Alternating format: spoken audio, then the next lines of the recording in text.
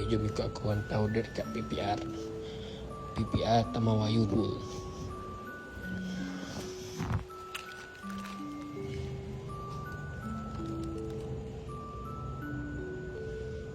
Taman Wahyu 2 tingkat 3 je, tingkat rendah je. Tapi setengah orang kan kalau hantar flat ke PPR kan banyak orang reject lah.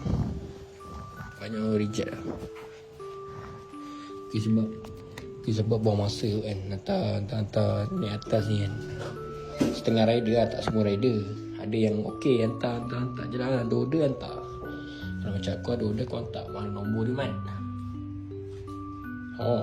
Nombor pun tak ada. Tu apa tu? Biasa kalau pintu nombor sosan ni belah sini. Masih belah sini lah. Betul dia blok B. Ingat supaya betul blok B. Aku dah pernah salah masuk. Orang tu duduk blok B, aku pergi blok A. Ini sebab betul. Okey, lepas kita dah hantar tingkat 3, kita turun pakai tangga. Kita tengok exercise sikit. Sebab biasa kalau dah hantar order, lepas tu kena nak tunggu lift sampai kat tempat yang tu memang berkicap tunggu mic. Dan bila hari kau ingat hantar PPR dia tak ada bagi tip. Ada siap tip. Walaupun berapa ringgit pun bangga weh. Walaupun nilai dia kecil, dia harga iok. Dia macam ni kan.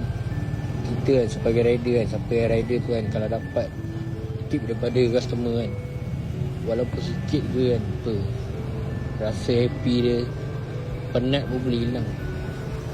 Terima kasih kepada Abang Syukri nama dia. Abang Syukri apa ingat. Dia bagi aku tip. Alhamdulillah, aku syukur. Thank you. Terima kasih. Semoga dia memudahkan segala urusan abang dunia akhirat. Amin. Semoga abang punya pahala seperti air Zam-Zam. Amin.